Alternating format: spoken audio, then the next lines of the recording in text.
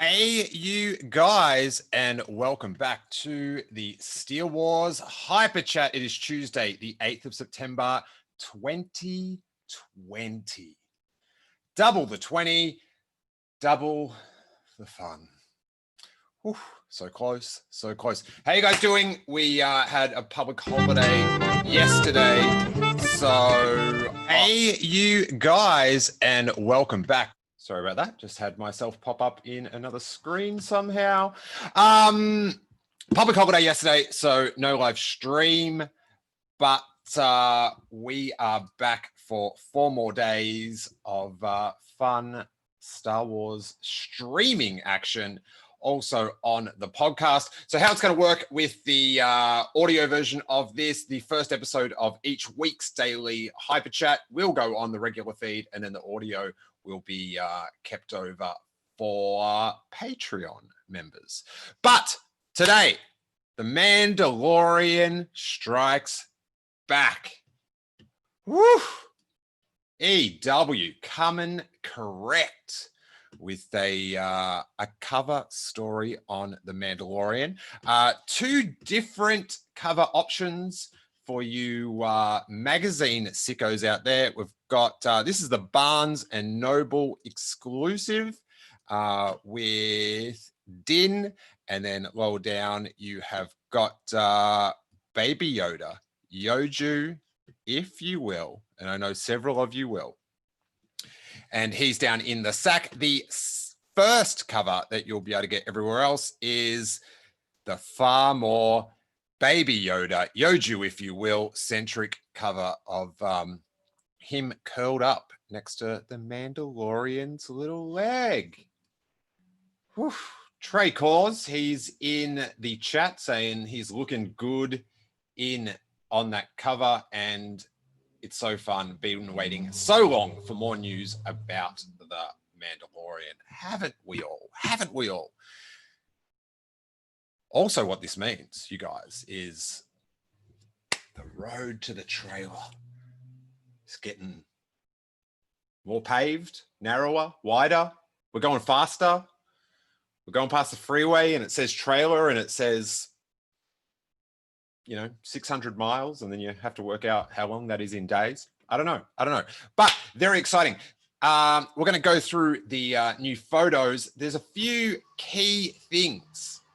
My 2 sort of big takeaways from this, for different reasons, as Pedro says, we start very directly after the first season, and he's going into very dangerous territory. So I sort of didn't have much of a clue about if there'd be a time jump or not. I didn't think there would be.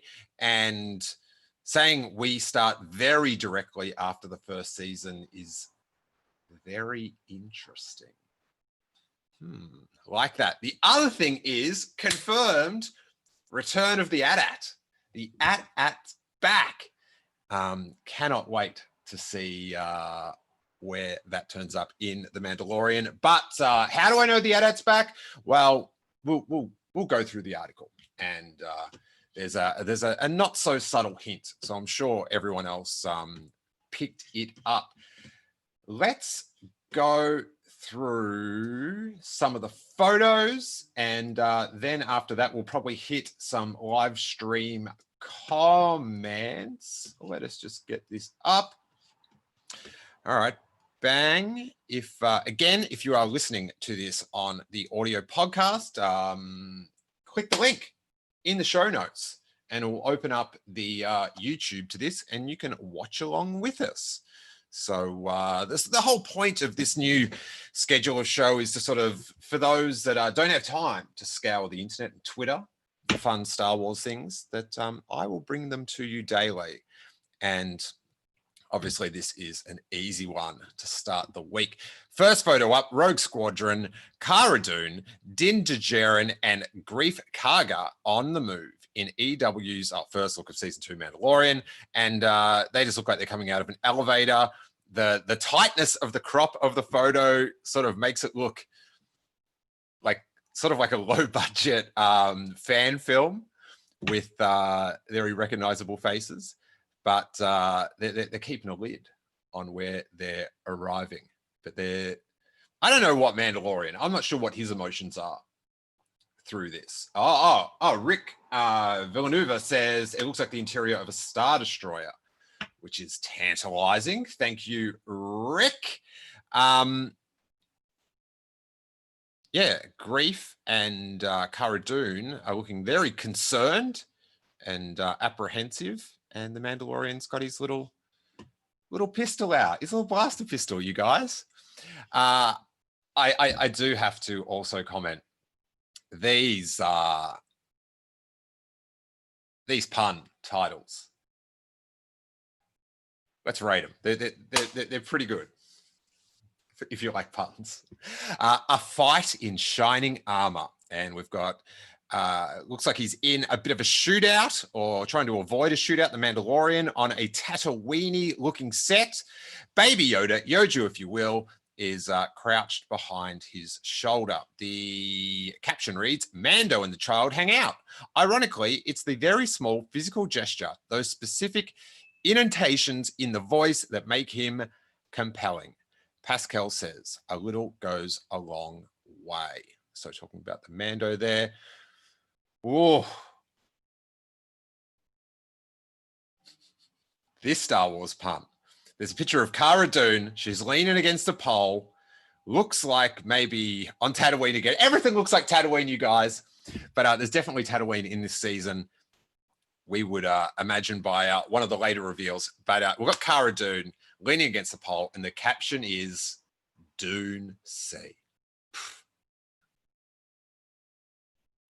James Hibbard, are you writing this of EW? Because you're killing the game. Cara Dune returns. The first season was just the beginning of a huge story. They take the gloves off. Even more in season 2, Carano says. Oof, James, VW. We've got a picture of Grief Karga looking apprehensive in a maybe a Star Destroyer-esque environment, maybe just a cargo ship, maybe a caravan. I don't know. It's tightly cropped. And the caption is, good grief. Weathers says you'll get a chance to see him in a different light and a side of him that you didn't see last time. Now, Grief Karga is instantly one of the great Star Wars characters. This Carl Weathers was made for Star Wars. Next up, we've got a picture of Giancarlo Esposito as Moff Gideon. Again, very tightly cropped to the face. Background's out of focus. Killing me. This one's titled Gideon's Crossing. The imposing Moff Gideon, Giancarlo Esposito, has had access to all this great technology at his fingertips. And he knows how to use it, which just made me think of this.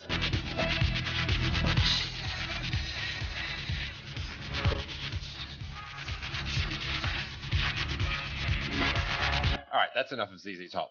That Legs music video actually is, I don't know what's going on there, but it's a wild, wild scene. But that's very exciting. Moff Gideon. Oof, stoked. Oh gosh. All right. This is a photo of like a swoop bike, speeder bike, seemingly on Tatooine. The Mandalorian's riding it. Yoju, if you will, is in a little pouch in the back, and it is titled Speeder Tyke. Woof. Mando takes the child for a ride on a speeder bike. Good grief, we've done that one. Where else we got some? Oh, Bantha Tracks. Sweet shout out to our friends in the UK at Bantha Tracks or Fantha Tracks. It's close. It's close. It's a typo. How is it so close? And we've got a Tusken Raider on Bantha. I'll just scroll down on that Bantha. The question is, how is that Bantha there? Did those reference loving, we've got to do it how we did it back in the day, boys, of Favreau and Filoni, fur up an elephant for this. Back when we did it in 76. That's how we loved it. Loved our banthas with trunks underneath. But there's that. Very exciting. The I do have to say, the sort of introspection with the Tusken Raiders, the people and their position, their social position on Tatooine was a very good addition, I felt, to Tusken Raider backstory, or as serious people call it, law. Gotta honor the law, you guys. And then, so that's all the new photos. Let's go through a few highlights of the actual article. Actually, we'll see what's happening in the live chat. Angelo James says, love the new pics. Look like everyone is ready to roll. Trey says, looks like a publicity shot. Well, they're all publicity shots. Come on. Come on. Angelo James also says, Hasbro, you made the land speeder for kids. Now it's time for the speeder bike. Oh, please. Yes. A ride-on speeder bike, like the old Huffy one, one of my true vintage collecting grails. It kills me I didn't get that land speeder, the ride-on kiddie land speeder, when Toys R Us was closing down. I think they're selling for like 99 bucks. Ugh. But let's go into this Mandalorian article. Baby Yoda was somehow in France. That's what tipped it. It was December 29th. The Mandalorian had only been airing for about a month on the Disney Plus when showrunner Jon Favreau saw an online photo of a large mural halfway across the world. The street art depicted his show's wide-eyed, force-sensitive character peering solemnly from under a bridge. That was the moment, Favreau says, when he realized his series was becoming a phenomenon. The Mandalorian hadn't yet aired in France or anywhere in Europe for that matter. Like, that's awesome. There is a Yoju bit of street art just up on Melrose that I walk past pretty much every day. I love it. So that's sick. I love Favreau's interpretation of what this means, though. He says, the show wasn't there, Favreau says. Something was going on where people were connecting with the characters with social media, allowing them to see aspects of the show before they even knew what it was. Now, I think it's very kind of Jon Favreau to suggest that someone that circumvents the law to produce their art also wouldn't circumvent the law to view other art that wasn't available as yet in their territory. But yeah, I'm sure it was the gifts. To me, that says they should have released it worldwide, but we're done with that. We're done with that. The article continues. I'll just read out some highlights. Baby Yoda, Yoju, if you will, doesn't say that there, but it should, which Disney has fruitlessly tried to persuade the world to call the child, as its actual parents are unknown, is species considered rare and mysterious, was only part of the frenzy, talks about the different reactions to the previous Star Wars films, described Solo, a Star Wars story, as why was the fan reaction, which, do you not know why? To tell a story and make money. So that's normally why. Earning 15 Emmy nominations. The 53-year-old Favreau, who also helped launch Marvel Cinematic Universe in 2008's Iron Man, managed to inject life into a franchise that some in the media had speculated was about to fade out of existence. Wow. Like the OG Yoda in Return of the Jedi. Did people think it was going to fade? It was maybe just going to chill out. And a TV show. The last time anyone had attempted live-action Star Wars for the small screen was 1978's infamous holiday special.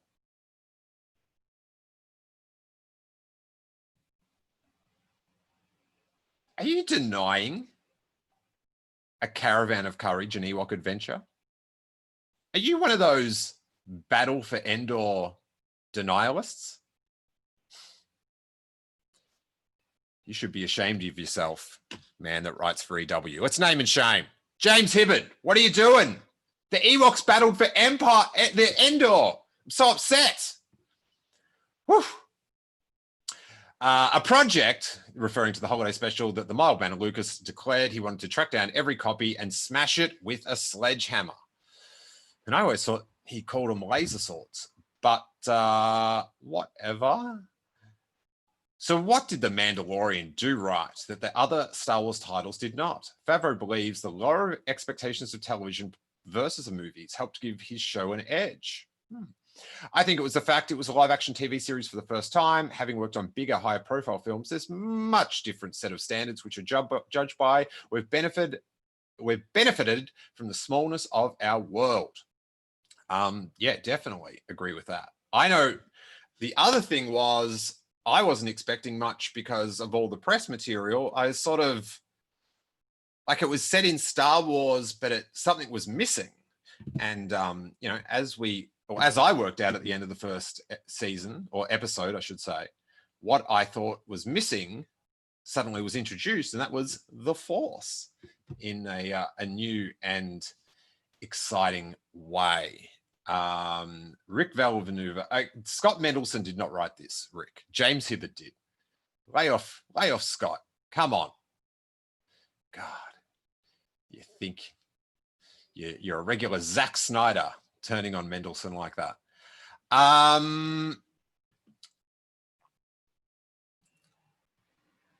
Okay, let's get into some Filoni stuff. Another key factor, Favreau says, was the creative input of executive producer and director Dave Filoni, who was closely mentored by Lucas while helming 7 seasons of the acclaimed animated series Star Wars Clone Wars. Favreau does the bulk of The Mandalorian's writing, bringing his story sense that he refined over the years of working within the Marvel universe and on Disney projects like The Lion King, while Filoni keeps him on track as the arbiter of what works in Star Wars. Loving what I'm hearing. Loving what I'm hearing. Quite simply, we didn't overthink things, Filoni says of the show's debut season, which inspired by the opening act of A New Hope. And straightforward compared to the frenetic tangle of characters, story threads, and callbacks that filled 2019's saga concluding The Rise of Skywalker. George started with these very iconic characters whose relationships are very clear, and then introduced what's at stake. For us, the fate of the child. An audience tends to enjoy a story by sticking to tropes and characters they understand, like a gunslinger in the Old West. So it was a clear story and a fun adventure, even if you've never seen anything in the Star Wars universe. You're singing it, buddy. This one is sort of pressed as a compliment, but it's sort of like, oof.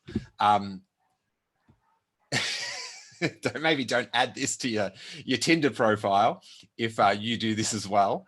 Filoni's mind is so deep into a galaxy far, far away, he often expresses his thoughts in Star Wars metaphors, such as describing his partnership with Favreau as bringing balance to the Force. Which, I don't know, maybe that's a sweet pickup line. Hey. Want to bring balance to the Force? Tip the cowboy hat. All right, now this bit is perfect. This is, I feel like, the perfect scenario for world-acclaimed directors to come in and write Star Wars stuff. This is how it should be. Favreau breaks down the process. I'll come up with ideas, and sometimes Dave will say, you can't do this in Star Wars. Then I'll cite examples from the movies or Clone Wars to try use as a justification. I'm like a lawyer talking to a judge. I am to him as he was to George. I won't do anything without Dave's approval, and to his credit, he understands that Star Wars needs to be fun and ever evolving. That's how you get good, like, connected Star Wars content. You have a Jedi master on the Jedi Council like Filoni, and you have then a, world-renowned filmmaker bouncing ideas off him. And if something is in contrast to something in Star Wars, whether it's established technology or storylines, or this is possible, that's not possible, they can then say, maybe not that. How about we weave around, do it like this? And you're telling the same story, but you're not contradicting things that are already set up for the sake of contradicting them. I would just off the top of my head cite Poe's backstory, shifting around in the Rise of Skywalker as something that I was sort of like, you could have established that he had those connections without sort of stepping on his previously established backstory. And I feel like you need the writer-director on like a very similar, very close footing responsibility-wise. So there's sort of like an even relationship. So the Star Wars Jedi Master has some like veto power in what's going on. And like, this is why it turned out so good, in my opinion. The season concluded with the Mando embarking on a search for the child's own kind. Gideon was revealed to possess the mysterious ancient black-bladed weapon, the Darksaber. Expect the Outer Rim to get a lot more crowded in season 2. And this is getting a lot of speculation that this is mentioned in a very PR-heavy article for Star Wars, Lucasfilm, Disney in Entertainment Weekly. While Disney has not confirmed any new cast members or their characters, there's a rogues gallery of actors who seem optimized for a Comic-Con panel reportedly coming on board. Rosario Dawson as Clone Wars fan favorite Jedi Apostate. That's a new word for me. Ahsoka Tano. And yeah, that should be no surprise to anyone. Tamira Morrison, who played Jango Fett in the prequels, playing presumably some version of a clone trooper or the iconic bounty hunter Boba Fett. Katie Sackhoff, Battlestar Galactica, as a live-action version of Bo-Katan. And also Michael Biehn, the Terminator, and Timothy Oliphant, Justified, as unknown characters. Gina Carano says some of them are true, some of them are not true. Now, I did a quick asking around, and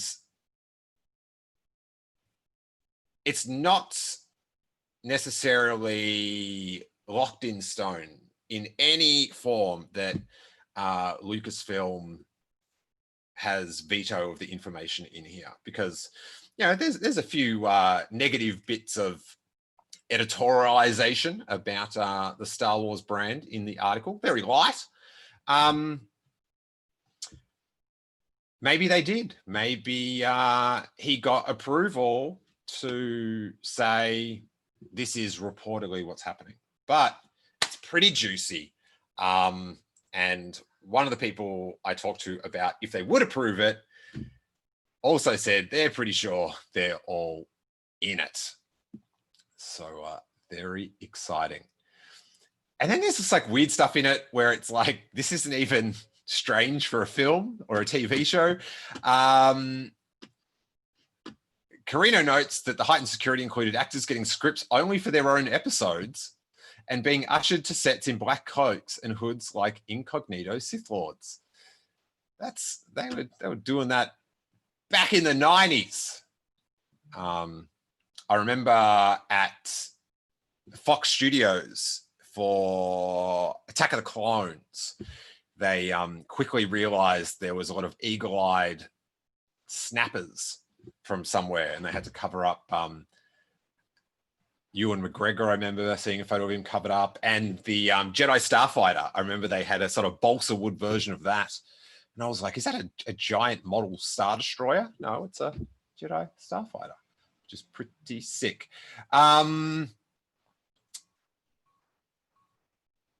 This is more good new stuff. The new season is about introducing a larger world, a larger story in the world, says Favreau. The stories become less isolated, yet each episode has its own flavor. And hopefully we're bringing more of scope to the show, adds Filoni. Everything gets bigger, the stakes get higher, but also the personal story between the child and the Mandalorian develops in a way that I think people will enjoy. And while the first season's episodes strictly focused on Mando, sorry, I just got a pop-up come up here that I've got to get rid of. Season 2 adds new storyline angles. As we introduce other characters, there are opportunities to follow different storylines, Favreau says. The world was really captivated by Game of Thrones and how that evolved as the characters followed different storylines. That's very appealing to me as an audience member. Listen, Jon Favreau, I don't know why I sound so angry, but I'm just amped because that sounds awesome, because that sounds very appealing to me as an audience member too. Fav! Now, here's a question. There's rumors of all these other shows starting. Will these separate storylines split into separate shows that then later on can intertwine? I see all those DC TV shows, the Flashiverse, and they have all the intertwining events. And like, I don't watch any of the shows, but I'm jealous. I'd love a crossover event. Come on. I remember when they had a crossover event in like the Marvel Star Wars, and I was like, oh, this is sick. So I would love that. But either way, splittering off, going off into different stories, then coming back. Oh, yes. So stoked. The larger scope was aided by having fewer startup costs for the second round, which meant a greater percentage of the show's big budget, estimated at $100 million for the first season, will wind up on the screen. So, they've invested in the technology, in the sets, in, a lot of the production design. So they're saving a lot of cash. They're getting on the field running. I'm pumped. I can't wait for this. I really want to watch this. I need to watch this soon.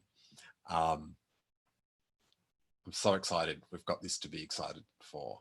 So good. Once again, there'll be 8 episodes of different lengths, and directors include season 1 standout Rick Famuyiwa, and I really apologize for my pronunciation of that. Carl Weathers, which is pretty sick.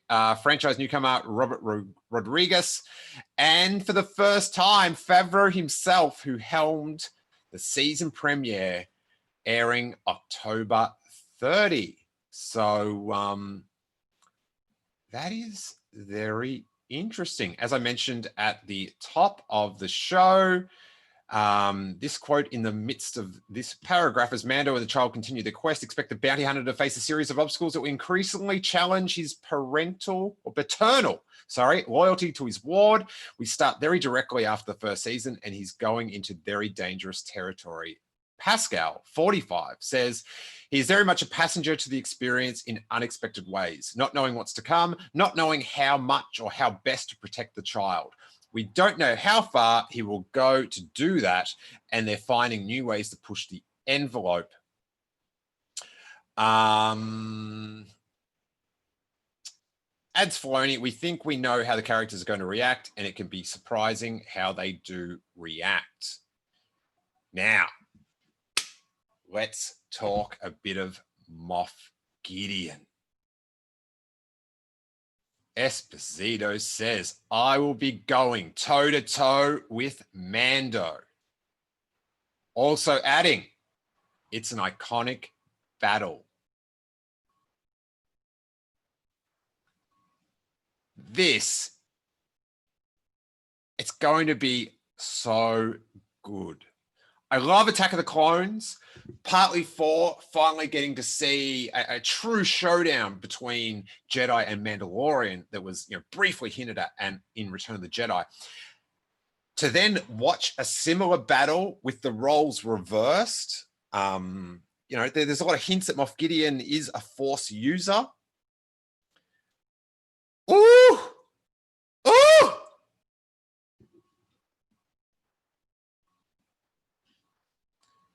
He adds, Maybe there's an opportunity to get him to fight some battles for me. You may think I'm a villain, but I'm trying to harness some energy and some powers for a path that could be the best for all. You'll get to see him to be somewhat a diplomat and more of a manipulator.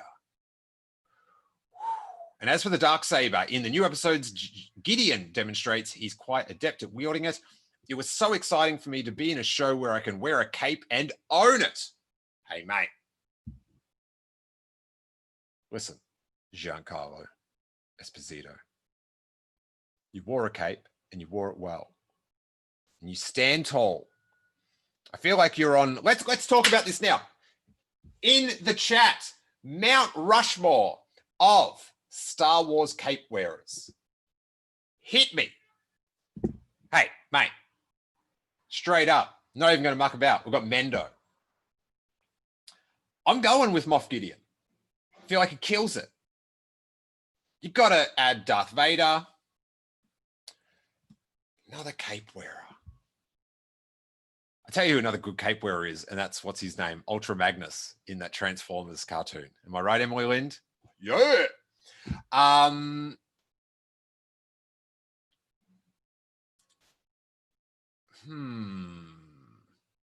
Who would be the fourth? Oh, Count Dooku. Not doing too badly. There was that sort of bounty hunter creature that had one. He was a robot at the end of The Last Jedi. No, not The Last Jedi, The Rise of Skywalker, that I very much enjoyed. All right, we've got some... okay. Rabler says, and I hope I'm... well, I've got to talk to you on Twitter about how to properly pronounce your name, because I love your input. I can't argue with this. Vader, Krennic, Gideon, Lando. Angelo wants to know if ponchos count. Hey, if you could rock a poncho like a cape, you get on Mount Rushmore. But and then Tripper Ninja also thinks Dooku is a solid pick. We'll ask around on that. Who is the maybe we can do like a March Madness battle between, we'll have all the nominations. We'll just totally look too much into this horrible thing. And then when we work out the Mount Rushmore, this is classic Steele. We can release a t-shirt of it. Who's with me? Okay. Cape and own it. Sorry, I really got off track there. And where I can have a lightsaber and really own it, says Esposito62, who will also command a larger vehicle, hint, hint. So that to me, hint, hint, or is it HT? I'm fully Christmas morning on this, because to see an adder in a new context, like the way that we saw the ATST, I'm sure they'll do it in a different way, but they just, Rick says no love for Biggs. Ooh, damn. Sorry, Alex. I didn't mean to step to such a great YouTuber with his favorite character, but I didn't mean it. But it's a great add-on, I have to say. Biggs. And spend, this is Esposito talking, some one-on-one time with the child, and then in brackets, James Hibbert editorializes, and I have to go with him on this one. The idea of Gus Fring facing off with Baby Yoda is alone worth the new season's price of admission. And I guess that price of admission is about $20. So yeah, I paid $20 to see that. Favreau's original mad brilliant conception of the child as a key character was one of the earliest discussions with Filoni. God, I like what I hear. And the idea at all at first seemed like a truly radical and perhaps heretical notion. When he brought up in the very beginning of doing this, the child be of Yoda's species, I was like, oh, that's very tricky. because there's never been this before outside of Yoda and then Yaddle in the prequels on the Jedi Council. It's a sacred thing. I can't do funny. We just have to be responsible when we're telling a story with what we're deciding to do. Now, this line is very in touch. The fans want to know things are calculated, careful decisions. Then, if you tell a good story, most of the time they go with it. Here. A lot of stuff about how cute the child is. People fan out on him. It's like a real character. All that good stuff. George Lucas coming to the set. He would be giving Dave a hard time about how many setups he was getting and how fast he was shooting and urging him to go faster. Favreau says he was like a boxer's corner man coaching him, but he always had a twinkle in his eye. That's good stuff. That's good stuff. Other familiar supporting players like Karga are back too. The bounty hunter is on a quest to be more legitimate, aren't we all? Weather's 72, but I'm not sure there isn't something in the back of his mind that isn't more self-involved. Karga has grown closer to mercenary Cara Dune to the point they almost finish each other's sentences. While former MMA fighter Carano, 38, who made her dramatic TV debut with this role, says she's more confident this time round, explaining she was helped by Pascal, agreeing to remove Mando's helmet during their scenes whenever the camera was only on her. I really wanted to see his eyes, which really helped. So she asked him to take his mask off to film. You cannot write stuff like this, for those that know what I'm talking about.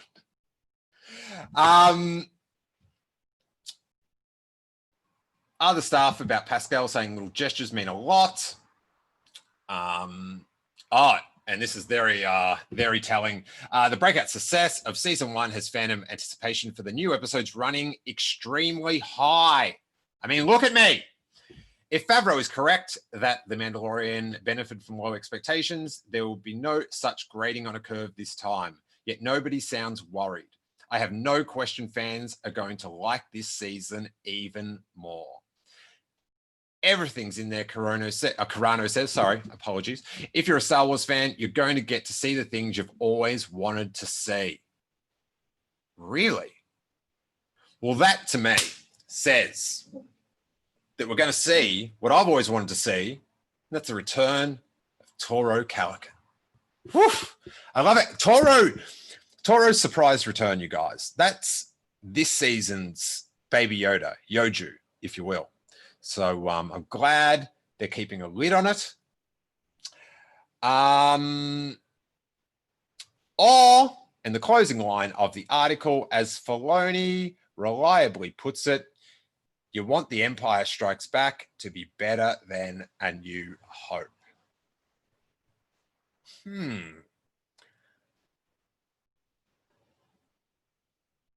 I'd like to think he wouldn't say that lightly. All right. That is so exciting.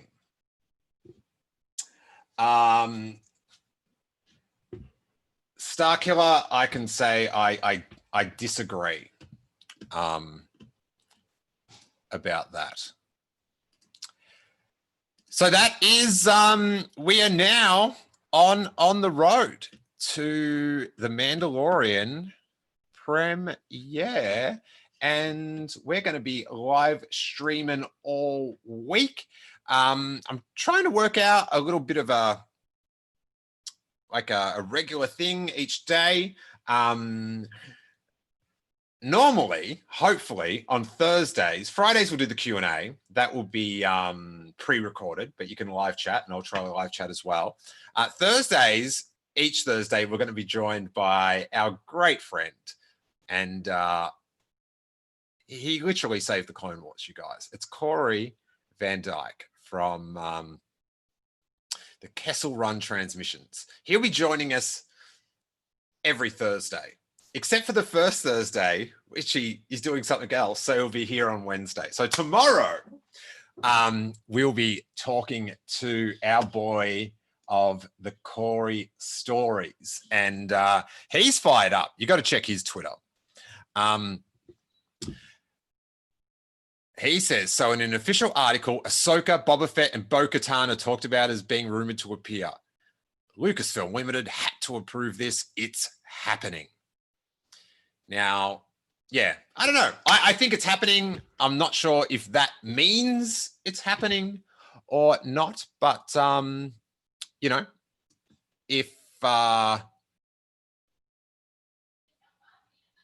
I don't know. I can't be able to come up with an analogy, but, you know, we don't know whether it's been approved or not. The wording leaves room, a bit of wiggle room, but I sure expect them. I sure expect them. Hey, if you want to support the podcast, get some Mandalorian Season 2 Fever and a high quality limited edition screen printed, not digitally printed t-shirt. We have got the Steele Wars Yodi Hawk t-shirts and hoodies up for pre-order. We've also got stickers that are about to hit, and they ship, stickers ship in the next week. The t-shirts and fleece ship next month. So we'll be producing very few extras. So if you want to check that out, that's at merchostore.com. There is a link in the show notes. And of course, it is based on the my favorite skateboard graphic of all time, Tony Hawk's Pal Peralta Screaming Chicken Head Skull deal. So check that out if you're on the live stream. And as I mentioned, if you watch this on YouTube, you can. It's up every day at 12 thereabouts on the live chat. If you want to listen to it on audio, I will put the first episode up each week on the normal regular feed that's on iTunes and all those places, Downcast, Google Play, Ask Jeeves Net, wherever. But if you want the convenience of getting all the audio of the YouTube news and you just want to listen to it, join the Steele Wars Patreon Content Club. At just the $1 a month level, you get all the YouTube stuff in audio form on the feed, as well as every main episode, every numbered episode of Steele Wars in full and interruption free. At $3 level, you get all our previous back episodes of bonus content. There is over 600 Q&As, commentaries, comedy live festival shows. It's there's a gamut. You will be kept very, very busy. So check all that. It will unlock all these cool stuff. We've also got the new Star Wars You Buy podcast in video form. That is up on YouTube. Also, Sean asks, no Boba Cape love. Hey, mate, we'll save it for the March Madness. We're going to be doing this. We're going to be doing this. Finally, I will just check out what is on Google's Star Wars news. Let's quick news. Let's see what's up. Milan release leads to 68 spike in Disney Plus app downloads. Woo! Wow. Well, that worked. 10 best TV shows to watch on Disney Plus. Not much Star Wars stuff in there. Oh, sorry. It's gone to Disney Plus news, not Star Wars news. I was like, why is Milan so in this so much? Star Wars news. Star Wars The Rise of Skywalker Yellow's lightsaber art leaks. All right, let's. If this is just from a book, it's not a leak. Oh, okay. So it's from StarWarsNews.net, and it is actually from the new lightsaber book.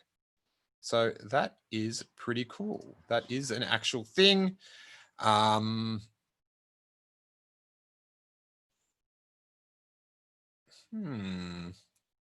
Mandalorian first look. Screen Rant. Every Clone Wars season finale ranked. Gosh. Okay. So I'm sure in the next day that is going to turn all Mandalorian season 2. And why shouldn't it? Join me and our buddy Corey tomorrow for what should be a lively and fun Star Wars chat. I cannot wait for that. Thanks so much for watching, for listening, for supporting the pod, and may that force be with you.